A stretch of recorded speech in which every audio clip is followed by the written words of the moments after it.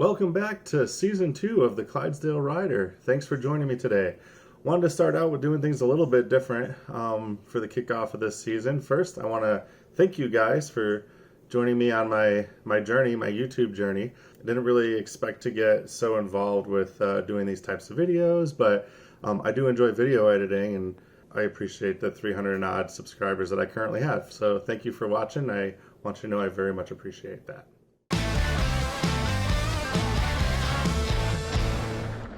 Starting off, I want to talk about some of the channel changes. So I'm finding it very difficult to ride my bike year long. As a lot of you guys know, I live in the Pacific Northwest-ish, and there's a ton of snow. So unfortunately, I'm not able to ride all year long. So what I'm going to do for the foreseeable future is break everything up into seasons. Also, while doing that, I was doing, during season 1, a weekly video, and I'm going to change that now to every other week, so twice a month, give or take. So that'll alleviate some pressure on me to get some videos out, and then still makes it fun and enjoyable for me to ride. When I was doing these videos every single week, it was a little tough to actually enjoy the ride. I noticed myself going on trails and having to do the trail 2 or 3 times. Basically, one time with videoing with me, another time videoing, stuff outside, and then another time just try to enjoy the trail. So this time I'm going to kind of break it up a little bit differently. With that said, the first couple episodes of this season are a little spotty, I guess you could say. They're just not quite the quality of editing and my commentary as maybe the end of last season. Took me a little bit to get back into the swing of things, when it comes to doing these video editings and talking to a camera with nobody around. It's a little strange for me. So let's kick it off and talk about myself and the bikes. So I'm still running my 2 bikes, the Superfly and the Stash. Something I didn't get to video for you guys. My very first ride of the season, my pedal broke on my Stash, so I did upgrade to a new set of pedals. They're aluminum pedals. I'm not entirely sure what I got now. I can't remember. I had Stamp 1, Stamp 4, something like that, 1 Stamp, something like that. Prior to that, which was a composite pedal, and those crapped out on me. So I can't really blame the pedal, being that I gained a bunch of weight over the winter. So I'm just barely touching the 300-pound mark. So now I'm kind of starting to stress some of my components again. Just jumped on keto this week, so we will hopefully see that go down as the season goes on. I will say, putting on that extra weight compared to last year, where I was down to like 240, really noticeable difference when I'm riding. Big difference. So let's talk a little bit about trail etiquette. So I wanted to kick off this season with some things that I noticed from last season, and even currently videoing, this season, is a lot of trail etiquette. And I'm going to skip the stuff like, pack in, pack out, yield to, hikers and horses and that kind of stuff, and staying on the trail, because that stuff to me is pretty common sense. So I made a little bit of a list here of things that I think that people tend to forget, or maybe just don't even know about when you're either becoming a new rider or you're out on the trail. Start off with, being friendly and greeting people on the trail. So depending on where I go in the country, this is a pretty big thing. I always greet most people. You'll see in a lot of my videos, I'm always like, hey, hi, how you doing? Hey, how are you? Hi. That kind of stuff. So I always greet people. There's other enthusiasts out there that are riding with you. You never know who you'll meet, when you're talking to people on the trail. One of the guys I ride with every once in a while, I actually met him on a trail. I was on the MOZ trail, biking up, and we were both just kind of, dying together that day. And now I have another person, that I go biking with once in a while and get to exchange notes on different trails and that kind of stuff. So you never know who you're going to meet and when you're going to meet them. So, just say a friendly hello at the very least when you're passing, and let them know, if they're coming the opposite way, how many people you have behind you. Morning, how are you? You alone? Yep, I'm solo. When I'm riding with Chelsea, sometimes there's a pretty big gap in between the 2 of us, so I'll let them know, hey, there's one more person coming. Number 2, uphill has the right of way. So this comes up often. I thoroughly enjoy going downhill, as I'm sure many people do. But when you're going downhill, you technically don't have the right of way. right away goes to the person going up. I did a trail just recently where I was doing the climb, and not only was the trail, I was doing it the right direction, these people were kind of going the wrong way.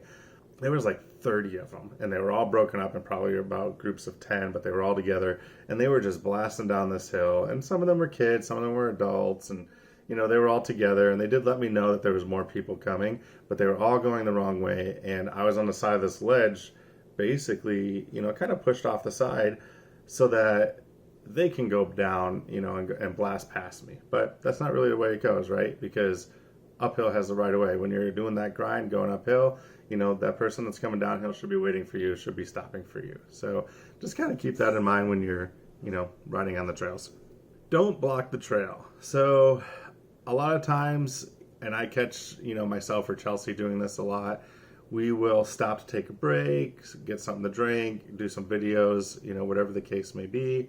And we stop, to take a break. So we pull our bikes off of the trail, actually. So one of the trails I actually just did that on, I ended up getting hit by a cactus and having, stuff all up in my leg and stuff. So that really stunk. But, you don't want to block the trail, because then people are coming down the trail.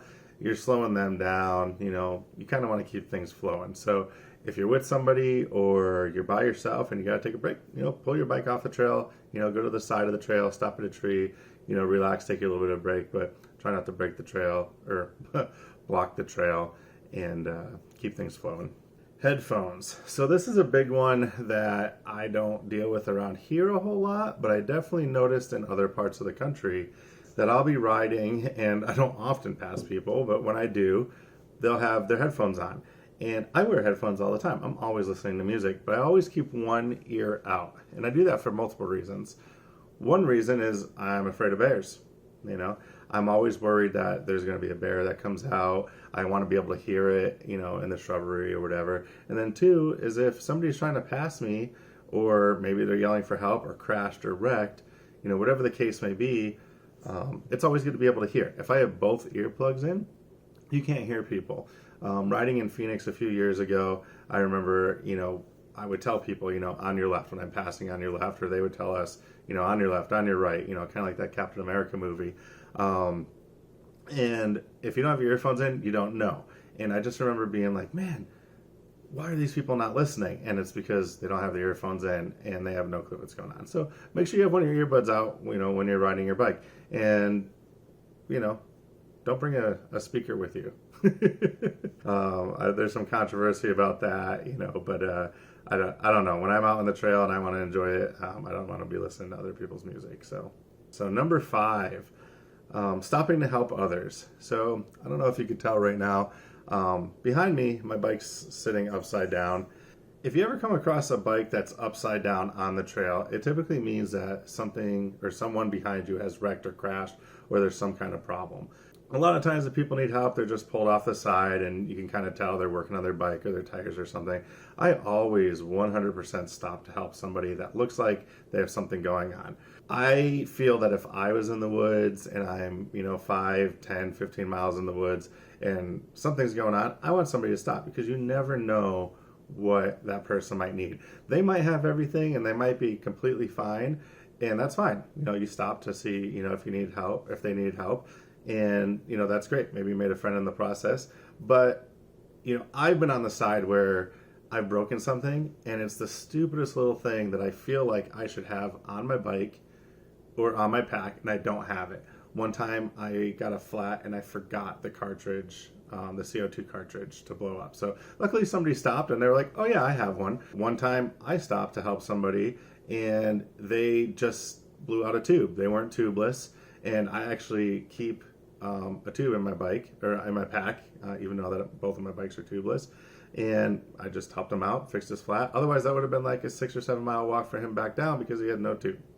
So always stop and help others, as need be, because you never know. It could be the smallest thing, a wrench or something stupid. Plus, it all goes around full circle, because at some point you're going to have a problem on the trail and you might need somebody's help. Oh, another worthy thing to talk about. Doesn't really happen a whole lot with bikers, but we do share trails with, people that are hiking and stuff. Dogs and leash laws and leashes.